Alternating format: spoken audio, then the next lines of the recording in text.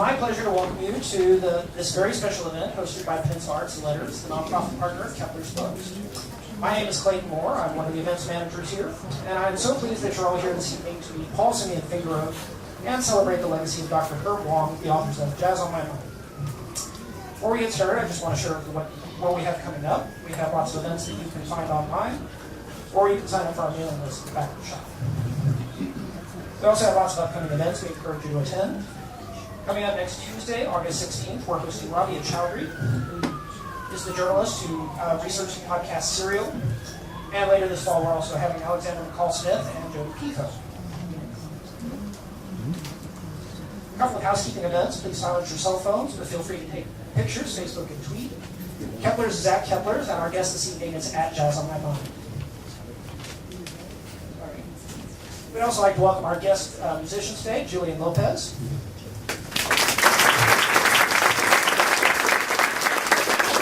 We'll be studying jazz in Portland next year, and our vocalist tonight is Jamie Zimmer. And with that, I'd like to introduce Paul Fingerote. Thank you.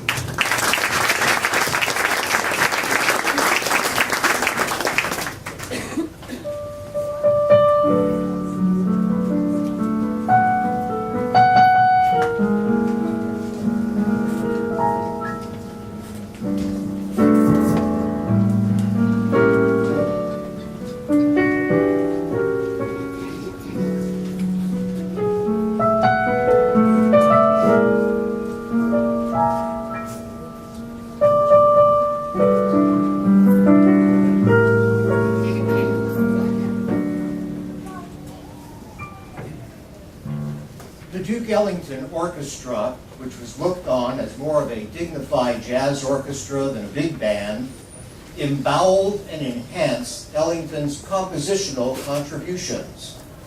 Compositions were the basis for the substance and sustenance of any successful jazz orchestra. And when it came to compositions, to the color, to the tone, to the distinctiveness of each musician in the band, the Duke Ellington Orchestra and Duke Ellington had it all, or almost had it all. In the late 1960s, while working on developing a curriculum for Berkeley School District's primary classes, I happened to play an Ellington tune to a group of elementary school kids, asking them to write down and draw their thoughts as they listened to the music. When I read their reactions, my reaction was to read their writings to Duke.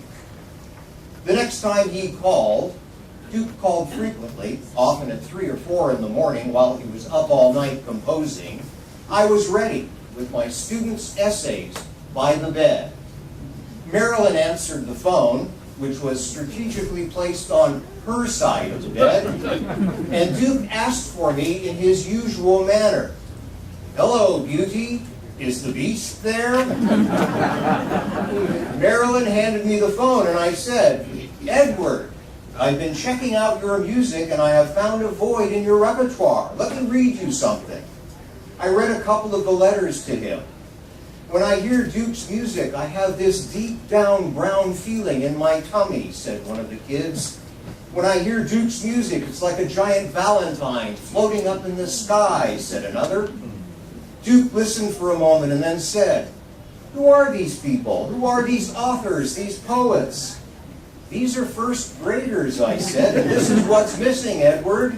You have gained inspiration from all kinds of people, from all walks of life, but you have never drawn inspiration from young children."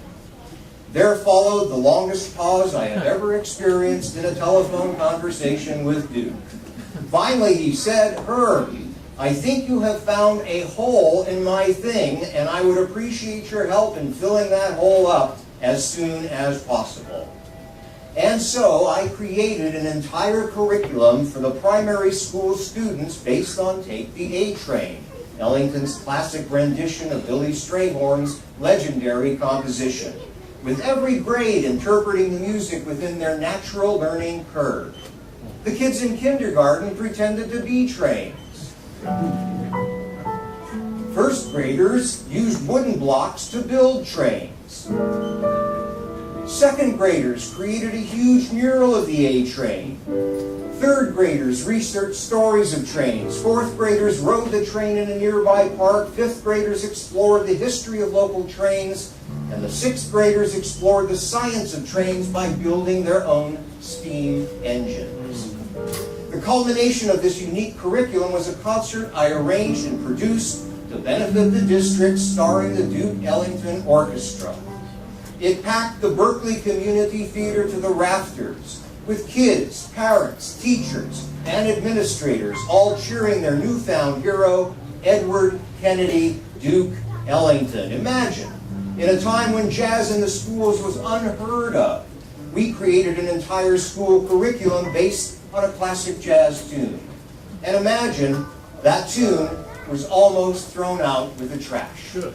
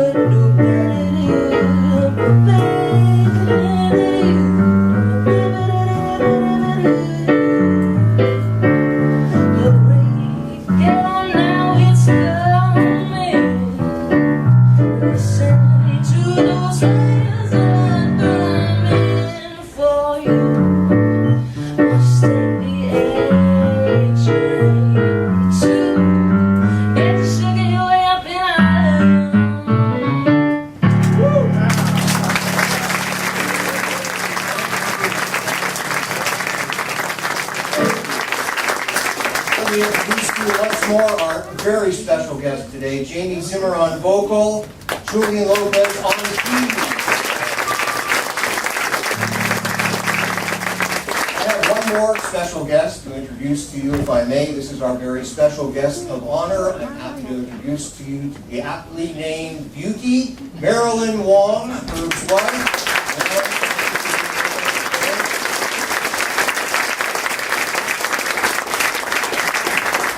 We'll hear more about Marilyn later. My name is Paul Fingerote, and I want to thank you for being here today for our celebration of the life of Dr. Herb Wong, with whom I had the honor and the pleasure and the privilege of writing the book that we're officially launching today, Jazz on My Mind, Liner Notes, Anecdotes, and Conversations from the 1940s to the 2000s. Now, some of you here may be wondering, who is Herb Wong and why are we celebrating his life today? Well, for those who are here who knew and loved Herb Wong, we're going to spend the next hour or so celebrating the fact that you have indeed been right all along, not only in knowing Herb Wong, but in loving Herb Wong all along. And for those here who didn't know Herb, we're going to spend the next hour or so getting to know Herb, so that you too will not only get to know Herb Wong, you will join with everyone else here today in their love for Dr. Herb Wong. And that's why we're celebrating the life of Herb Wong today, a life that began in 1926 when Herb was born in Oakland, California. He was a fourth-generation American, born to parents who provided a comfortable home built on various business interests, including, as Herb told me, Chinese gaming casinos. A business that was doing so well, it necessitated the need to move to Stockton to oversee an expansion of the business. And so, when Herb was 10, he and his family, now including his brother Elwood, and let me pause once more to introduce another special guest to you today, Herb's brother in life and in jazz, Dr. Woody Wong. He dentist to the stars of jazz. Dentist to the stars of jazz. Thank you for being here today. We'll have more about you later, too. When the family moved to Stockton in 1936, jazz discovered Herb Wong, and Herb Wong discovered jazz in a most unusual way and a most unexpected way. Shortly after our family moved from Oakland, California, 75 miles south to Stockton, a package arrived on our doorstep. It was a heavy box, about 14 inches square, addressed to the previous owner of our new digs. Being typical young boys of 9 and 11, my brother Elwood and I did what any young boys our age would do in this instance. With no return address visible on the box, I turned to Woody and I said, "Let's break open the box and see what's inside." Woody, being my younger brother, readily complied, so we tore at the wrapping, cracked open the cardboard, and discovered inside the rest of my life. Record after record, big band after big band, jazz royalty after jazz royalty, Duke Ellington, Count Basie, the King of Swing, Benny Goodman. The list of big band 78s and jazz luminaries flowed on and on from that no longer mysterious and now musical box. Both Woody and I had been trained on classical piano, but I knew when we opened the box that this was the music for me. "This is where the real music is," I said to my brother. "This is my music." At the age of 12, with his parents' permission, Herb would travel by train from Stockton to Bay Area jazz clubs, and he would hang out, and I do mean out, he was way too young to hang in, he would hang outside the jazz clubs and thereby meet the music and thereby meet the artists. On one of my visits to the city, a poster caught my eye. Lester Young was going to be playing with Billie Holiday at Hamburger Gus's in Oakland. And I thought, are you kidding? Prez and Lady Day at Hamburger Gus's? I could not and would not miss it. On the day of the show, I brought a box from my grandmother's home, which is about 7 blocks away from the club. When I got to Hamburger Gus's, I put the box on the curb outside the club, and I stood on the box, peering over the top of the club's swinging doors so that I could see Lady Day and Prez performing, and I could just about make out the tops of their heads. At the end of the first set, Lester Young came outside with a chick on each of his arms. He sees me, recognizes me from previous gigs, and says, "What, you're here too?" And I said, "Do you think I would miss you and Lady Day?" And then Prez dropped the 2 ladies from his grasp and put his arm around my shoulder. "You come with me," he commanded. He proceeded to take me inside the club, where he grabbed a stool and put it in front of stage left. Then he lifted me up to put me on top of the stool and said, "Here, sit here and dig it." That was the first time I ever saw Lady Day perform.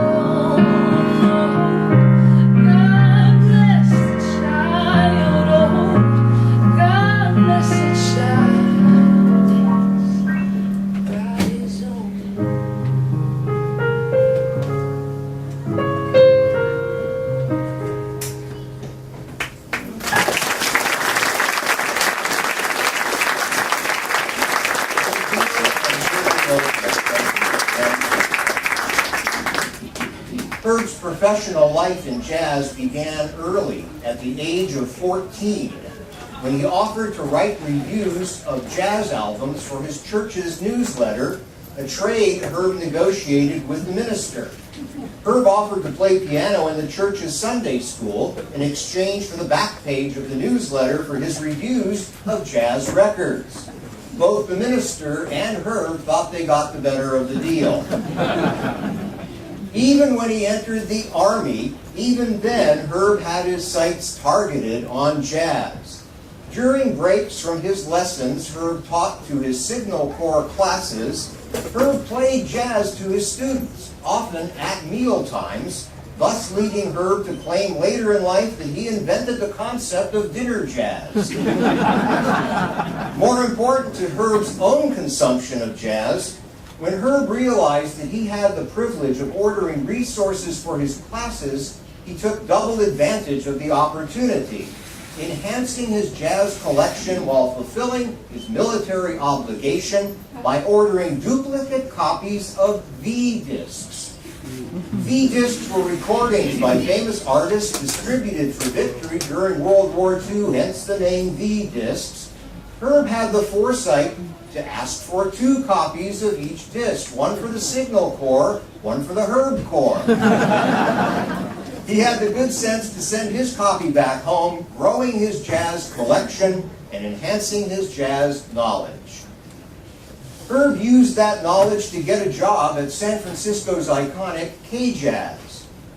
Herb won the first listener contest ever held by the station in the first few weeks that the station was on the air. Herb won the contest because he knew more about jazz than the DJs at the fledgling radio station.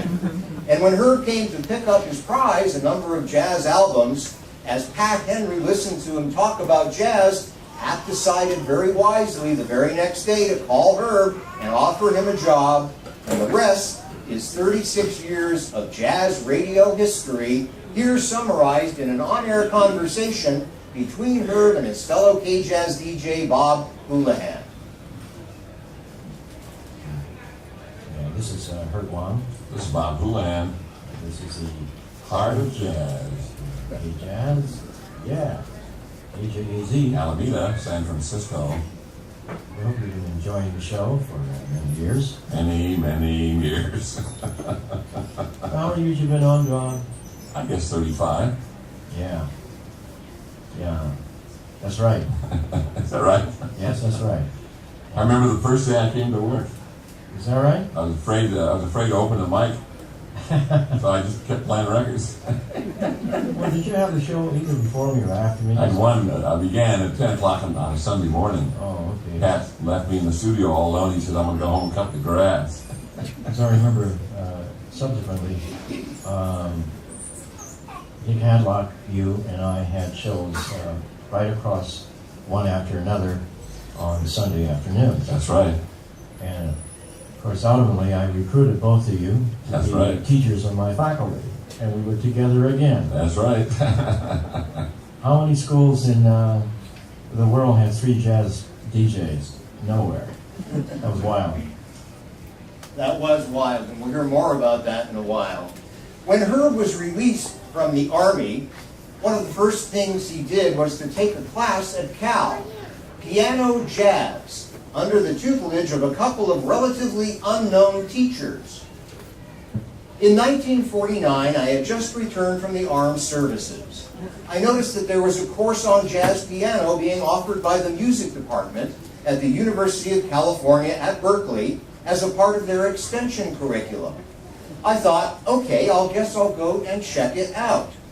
Turned out it was Dave Brubeck and his wife Iola teaching the class. That's when I first met both of them. Dave played the piano and the commentary was conducted by Iola. She made all the remarks. From my point of view, Dave was somewhat shy at the time, so he relegated the commentary to Iola, and they gave the students a kind of an overview of the history of the jazz piano.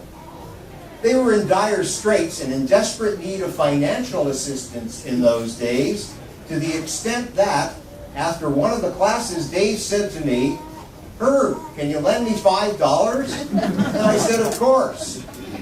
I made sure I heard Dave whenever he played in the Bay Area, and I tried to catch him when he had a gig wherever I happened to be visiting. Through the years, our acquaintance grew until we got together in Monterey on the festival bill. I used that opportunity to casually start up a conversation with Dave backstage, with ulterior motives in mind.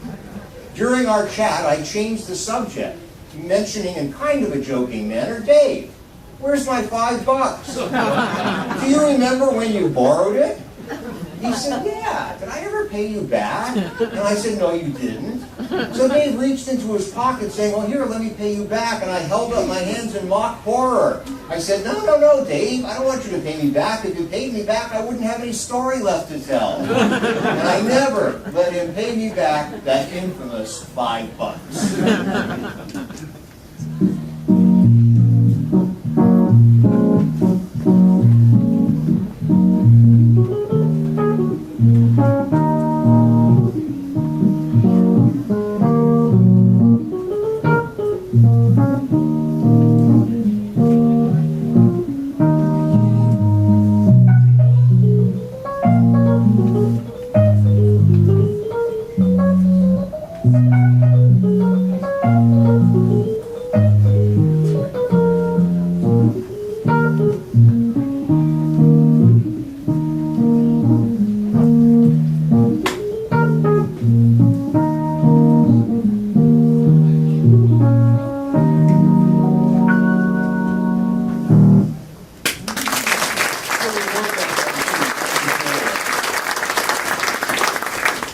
Along with working on air at K-Jazz, Herb expanded his jazz industry chops as founder and producer at Palo Alto Records, founder and producer and the person who named Black Hawk Records. Along the way, he helped to found the Palo Alto Jazz Alliance. I'm going to pause to say Patty Boyle has brought in some photos from the history of the Palo Alto Jazz Alliance. Be sure and take a look on the way out. Thank you, Patty. He also taught locally and regionally for some 25 years, with some local students, Herb's heard, taking every one of those classes for every one of those 25 years.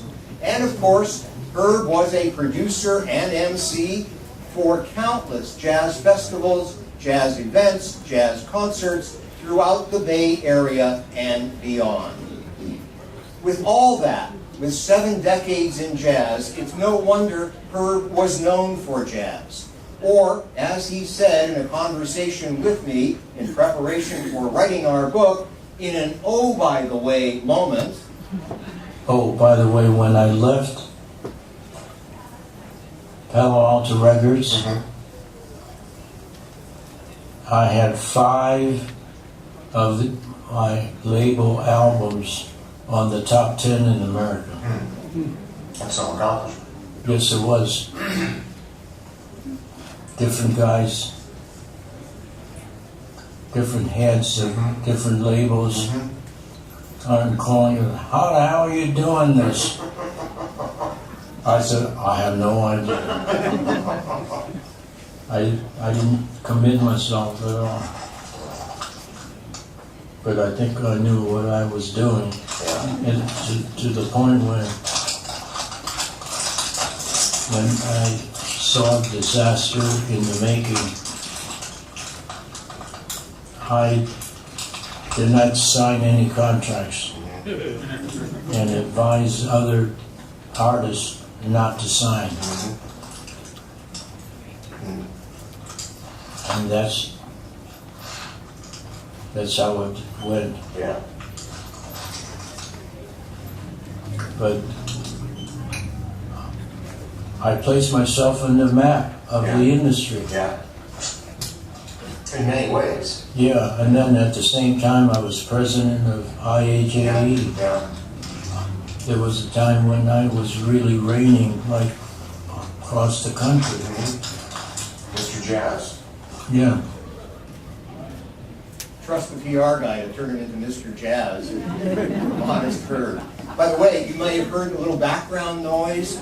We had very little time to get together and do our preparation for the book, so we worked over lunch. Thank you, Marilyn, for providing lots of were potato chip bags. And I was listening to this thinking this gives a new definition to the word sound bites. While most of us knew Herb for jazz, there was a flip side to the life of Herb Wong, not the B side by any means. As much as jazz was on Herb's mind, science was in his soul. And you'll find the two in fusion throughout the pages of Jazz on My Mind. For Herb was a scientist by training, by experience, by profession. He earned his PhD in zoology from Cal with a specialty in ornithology. And from an early age and throughout his life, Herb was a birder to watch. He was an educator to watch as well. For when Herb was hired as science instructor by the Berkeley School District, he offered them a package deal. He would teach science education and bring jazz education to the table, to the job, to the benefit of budding scientists and budding jazz musicians. Most importantly, to the future of jazz, Dr. Herb Wong focused on creating, pioneering, developing, nurturing, and growing the field of jazz education, ultimately reaching the pinnacle of his field as president of the International Association for Jazz Education and with his induction into the Jazz Educators Hall of Fame. Throughout his bird-watching life, Herb had his sights set on one of our non-feathered friends. And none of what I shared with you today would have been possible without his wife by his side, without the help, support, love, and commitment from Herb's own Hall of Famer, his wife and companion Marilyn, with whom Herb shared almost 50 years of marriage and a lifetime of jazz. In fact, jazz played an important part in Herb's and Marilyn's wedding, with Kenny Burrell playing an unforgettable wedding march. That's an in-joke you'll learn when you read the book. And Woody Herman turned their wedding reception into a showcase for his Herb. While family was the pinnacle of Herb's personal life, the legacy of Herb's professional life is our book. For those of you who missed my birth announcement, this will give you a little look at the numbers behind Jazz on My Mind. And speaking of numbers, there are 58 artists in the pages of Jazz on My Mind. They appear in liner notes, articles, conversations, and Herb's personal stories. You may recognize some of the names. Many are jazz legends, but by Herb's design, several are legends to be, awaiting your discovery in the pages of Jazz on My Mind. And speaking of the pages of Jazz on My Mind, Herb and I decided at the outset to divide the book not into chapters, but into tracks. Each track being an instrument, and each instrument represented by players whom Herb thought best represented what the instrument was all about. And Herb explains what the instrument is all about at the start of each track. Those 58 artists are featured in 45 sets of liner notes, 8 articles, and in 8 conversations in the pages of Jazz on My Mind. But Jazz on My Mind is more than liner notes, anecdotes, and conversations. Jazz on My Mind is in fact about jazz education. For fans who know jazz, Jazz on My Mind offers you continuing education with Herb's encyclopedic knowledge to enhance your jazz experience. And for wannabe jazz fans, for those who want to learn about the music, as one reviewer said, if you're looking for a starter's guide, I can't imagine a better book. It's truly fun to read. Beyond all that, Jazz on My Mind is Dr. Herb Wong's legacy of a lifetime devoted to jazz and to jazz education, perpetuating the music, keeping the future of jazz in such good hands and in such good voice as we have seen today. That is why we're celebrating the life of Herb Wong, and that's why we're launching Jazz on My Mind today. I want to thank Herb Wong for making all of this possible. I want to thank Kepler's and Clay. Where are you, Clay? Thank you for all of your help in putting on our little presentation today. I want to thank Herb's family, Marilyn and Woody, Camberly, who could not be with us, and her family, and daughter Kira, who's disappeared for a moment. But Kira, kudos to Kira for the initial design of the book cover. She did the initial design for us. So, that was a lovely thing for her to do, I know. There are two special volunteers who worked with me. I don't think Barbara Hickey is here. She did some transcribing, but Ramona Murray is here. She did the difficult job of scanning those liner notes, album covers, CDs, so thank you, Ramona. My daughter, Rachel Lawrence, produced and presented our audio-visual today. How cool is that, collaborating with anyone? I want to thank all the photographers whose photos you've seen today for sharing that wonderful vision of Herb with us. And finally, I want to thank the real stars of jazz, Jamie Zimmer and Julian Lopez. I promised them when we talked about doing this little project that this will be a real gig with real rewards. Some of you may recognize a tip jar, so I'll leave that right up there. Now, if you've ever wanted to donate to jazz education and you wonder, what percentage of my money is actually going to jazz education, 100% will go to their jazz education. So,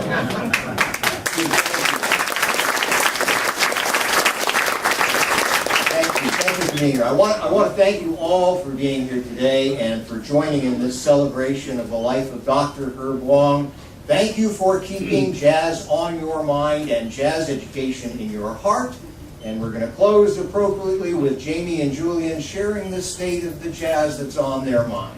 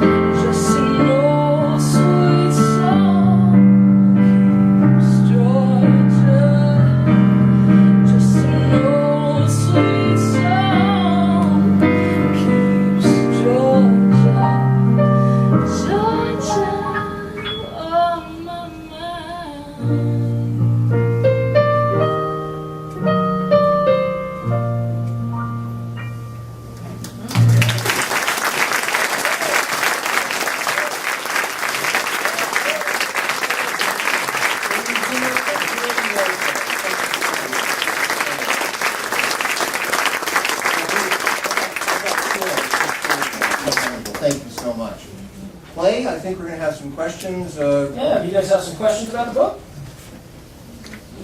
Hands up. John. There we go. Hi, thank you for doing this. This is wonderful, and thank you to the young performers.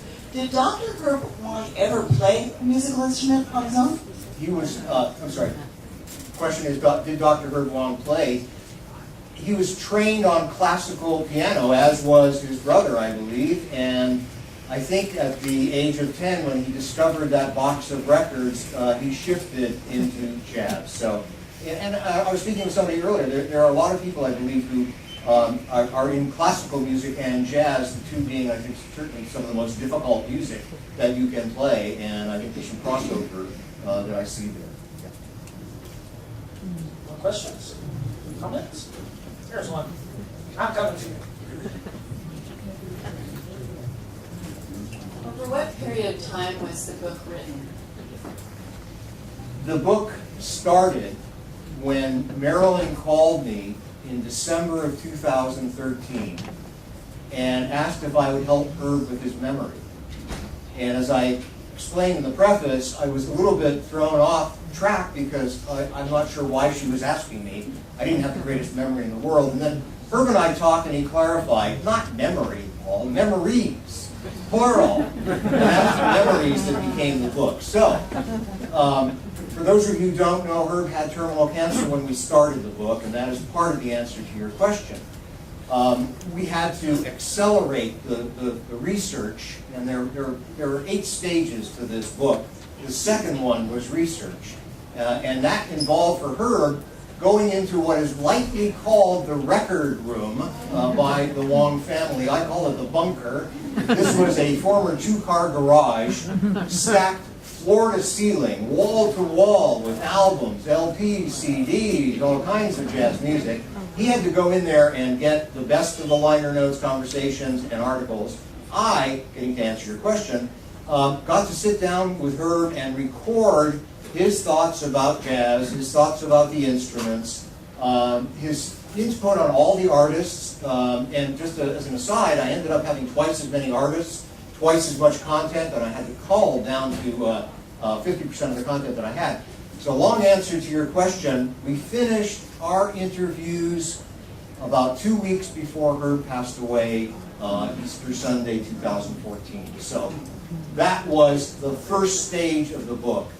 And I got the manuscript off to the publisher maybe about 6 months or 4 months before they got me a PDF of the preprint book, and that was another month or so, and April 18th, I think it was, or 16th, the book was published in this year. So two good years getting the book done.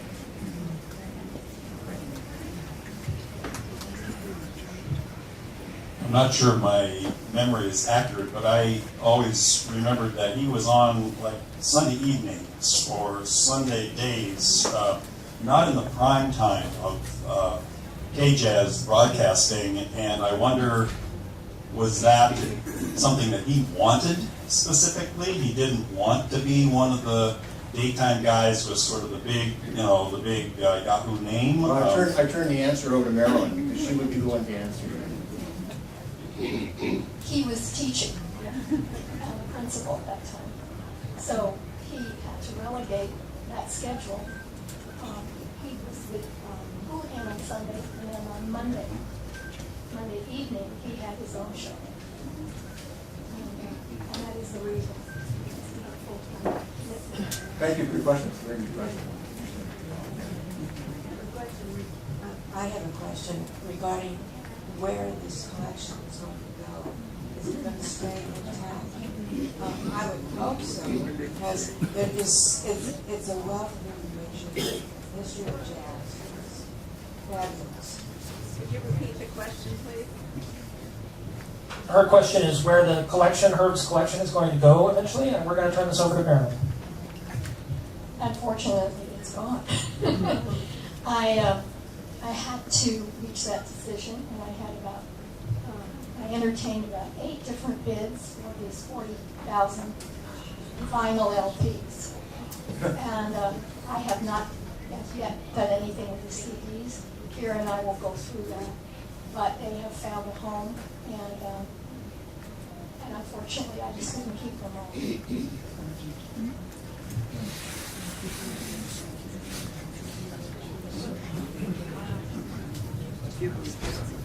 All right, very good.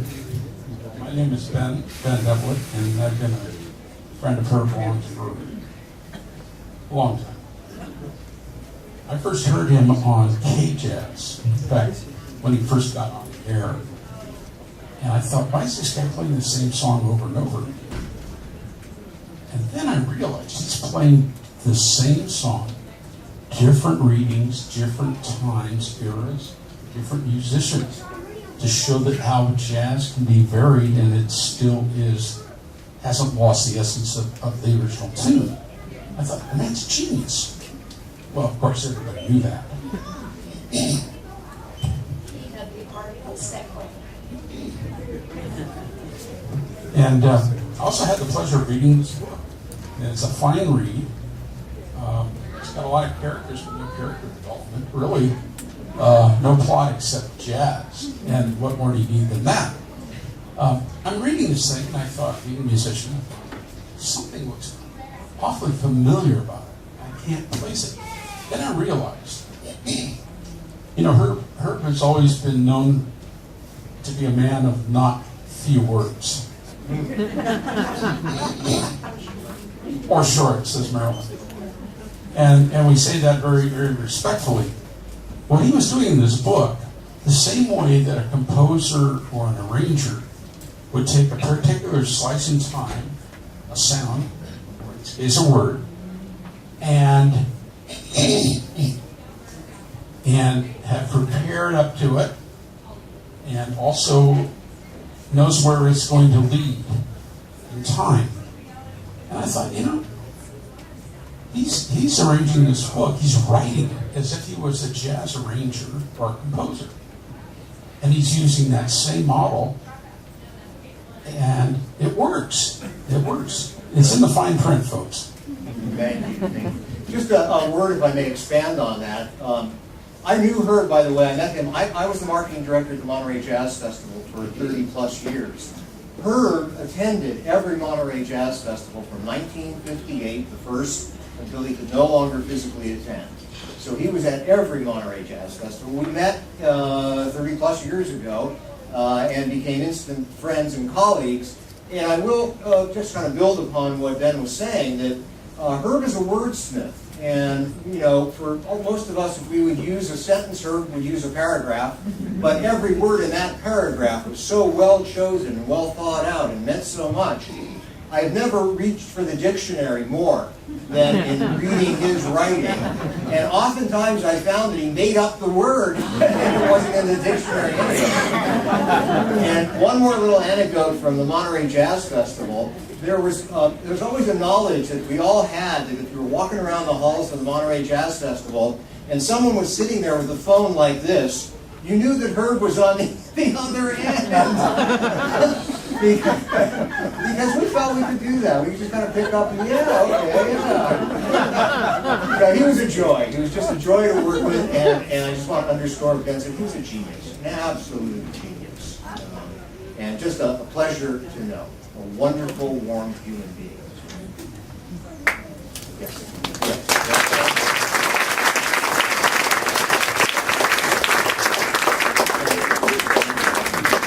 I think we have time for one more question. Before I do that, I just wanted to make a quick announcement. You guys have overwhelmed this bookstore today. There are almost 4 times as many people in here than we would normally have for an event. So kudos to you for turning it out on Sunday.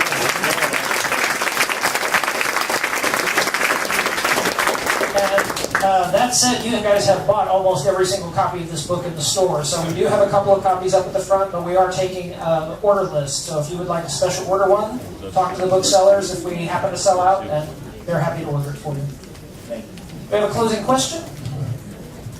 No, I just want to thank Clay and Kepler.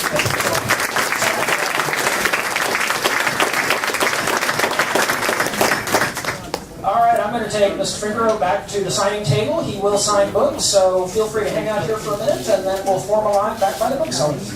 Thank you very much for coming to Kepler's tonight, everybody. We appreciate it.